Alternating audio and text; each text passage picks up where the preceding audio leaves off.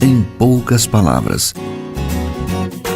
Um olhar sobre o mundo, a vida e a sociedade, à luz da Palavra de Deus, com Augustus Nicodemos.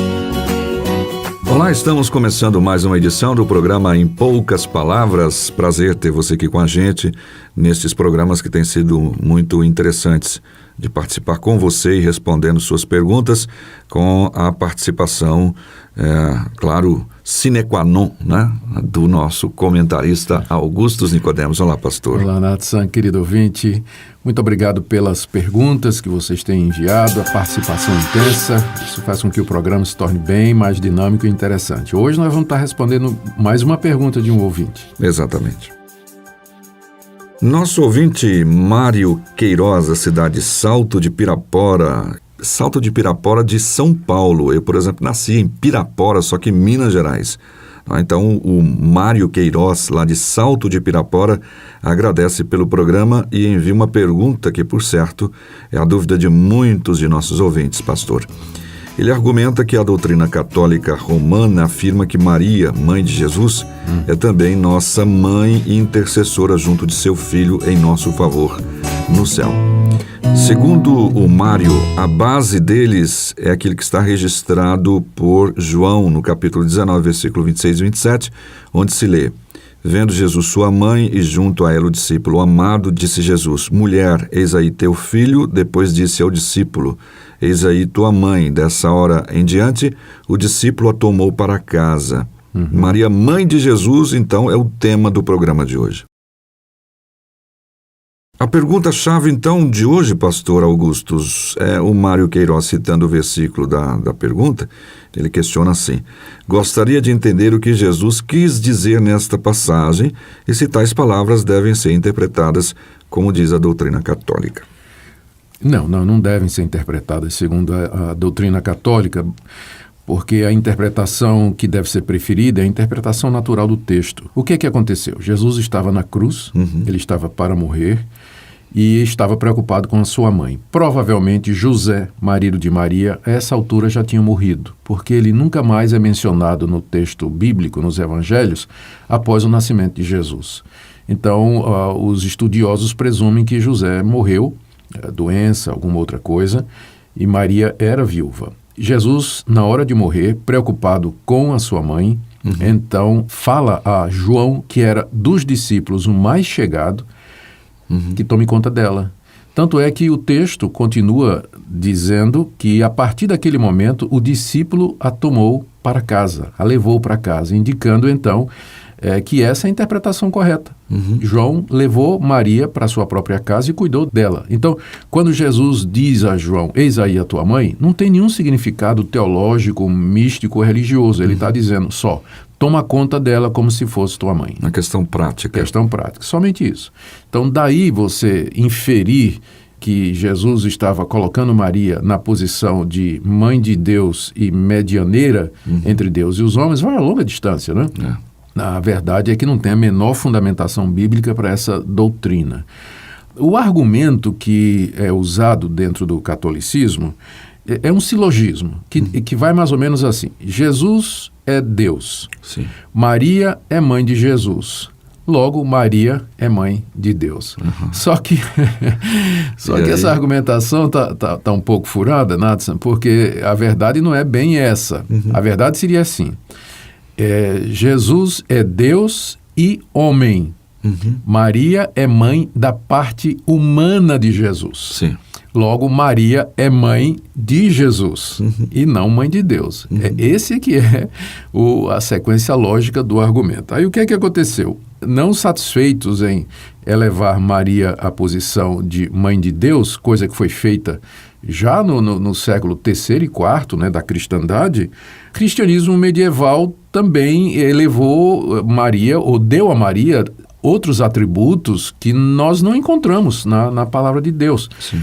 Como, por exemplo, insistir na sua virgindade perpétua. Eu creio que a razão pela qual o catolicismo medieval insistiu nisso, que Maria, depois que deu à luz a Jesus, ela não teve mais relações com José, a razão para a insistência foi de que o catolicismo estava valorizando o celibato dos sacerdotes, não é?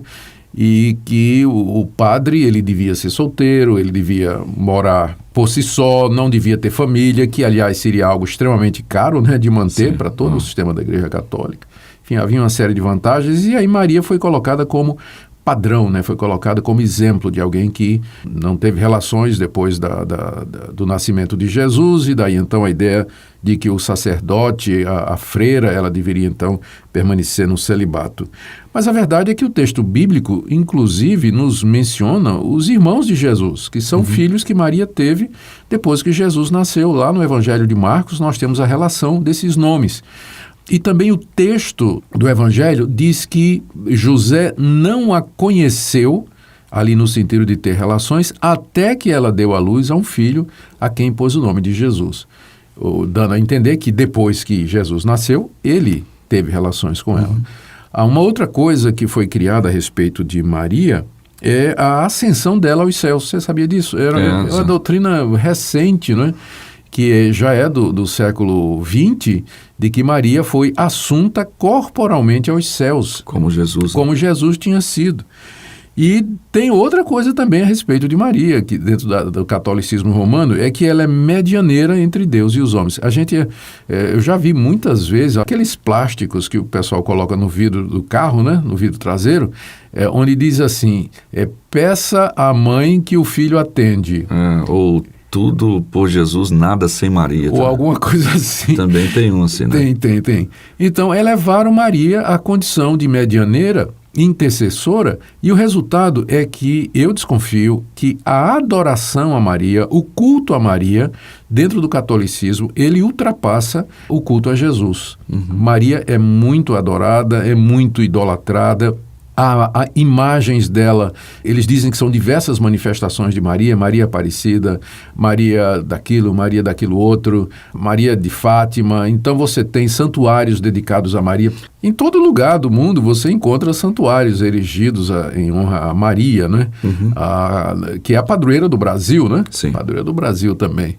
Então, isso tudo não tem a menor fundamentação na Bíblia. De acordo com a Bíblia, Maria foi a mãe de Jesus, era uma judia dedicada, consagrada, temente a Deus, acatou a vontade de Deus para ela, cuidou do seu filho. Ela mesma não entendeu durante muito tempo quem era o seu filho e a missão que Deus lhe tinha reservado. Tanto é que, numa ocasião, com os demais irmãos de Jesus, ela tentou levar Jesus para casa e tirar Jesus do meio do ministério, do meio da população, não é? Numa certa ocasião, ela quis forçar Jesus a fazer o primeiro milagre, né? Exato. Quando disse que estava faltando vinho, Jesus acabou atendendo. Depois da morte e da ressurreição de Cristo, o livro de Atos não nos relata mais nada a respeito de Maria, a não ser que ela estava lá no dia de Pentecostes, quando o Espírito Santo veio sobre toda a igreja reunida. Como parte da igreja, né? Como parte da igreja. Então, embora o livro de Atos relate as aventuras, vamos dizer assim, da igreja primitiva lá em Jerusalém, o trabalho dos apóstolos, a evangelização, nenhuma menção mais é feita de Maria. Ela, então, com certeza, permaneceu no seu lugar, não recebia adoração, não recebia veneração. Agora, para terminar, Nathan, eu preciso dizer também uma coisa. O fato de que o catolicismo romano deu a Maria um status que ela não tem, biblicamente falando, às vezes leva os evangélicos que prezam muito o ensino bíblico a ir para o outro lado e nem querer falar de Maria, não é? Ou até agredir isso. Ou até agredir. Tem que a gente não concorda absolutamente, né? O famoso episódio de chutar santa, quebrar imagens, de fazer ataques à figura de Maria. Eu penso que isso aí já é outro extremo também. Chega até a ser desrespeitar a personagem bíblica, né? Que existia de fato, era uma pessoa que serviu de exemplo para todos os crentes. Né? Exatamente. Maria serviu de exemplo, serve de inspiração para as jovens mães piedosas que querem servir a Deus, criar os filhos no temor do Senhor, de submissão à vontade de Deus, de humildade. Então, nós não devíamos, por causa dos abusos cometidos com a pessoa e a imagem de Maria, também nos esquivar de pregar sobre Maria, ensinar sobre ela e colocá-la como exemplo para todos nós. Exato, então essa aí é a resposta que foi dada para o Mário Queiroz e certamente para outros ouvintes que têm a mesma dúvida, ou tinha, né?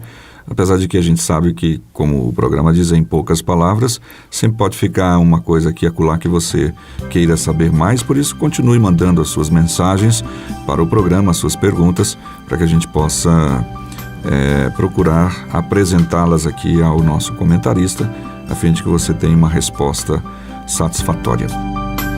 Jesus nos deixou uma grande missão, de a todos falar sobre paz e perdão. Amor é importante para ter comunhão, devemos falar de Jesus. Não há muito tempo, pois logo virá, nas nuvens em glória virá nos buscar. É tempo de amar, de ter paz, comunhão, é tempo de ao mundo falar. Vamos pregar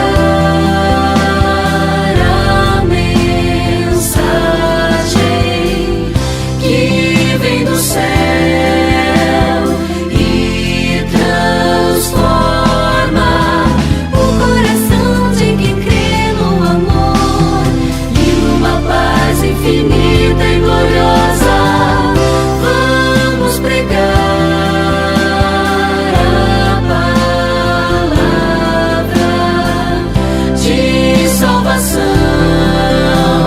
santa e eterna, vamos falar do amor de Jesus.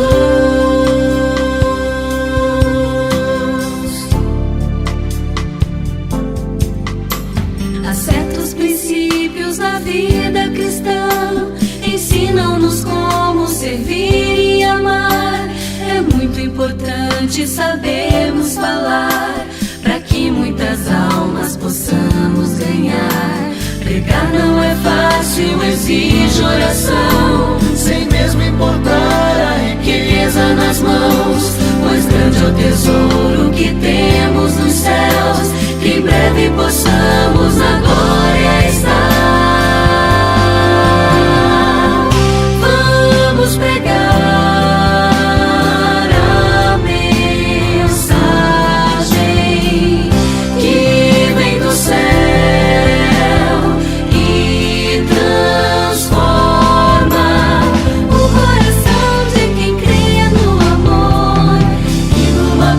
infinita e gloriosa.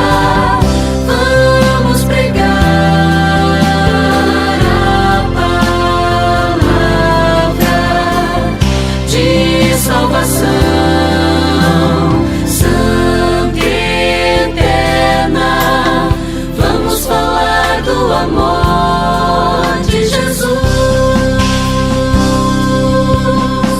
Senhor, vem encher minha vida de unção, de paz e amor, enche o meu coração, com autoridade do Espírito. Bem, chegamos ao final de mais uma edição do programa Em Poucas Palavras. Quero reforçar que você tem à sua disposição o WhatsApp 62 81 17 29 86 à sua disposição, tá bom? Pode enviar sua mensagem, a sua pergunta, e a gente vai fazer todo o possível para respondê-la aqui, pastor.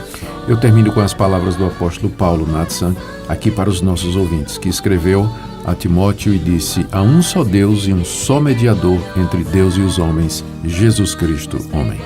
Até o próximo programa, se Deus quiser.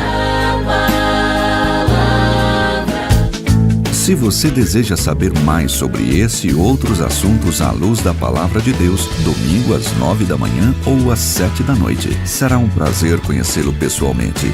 Primeira Igreja Presbiteriana de Goiânia, Rua 68, esquina com 71 Centro. Fone 3213-3320. www.pipg.org.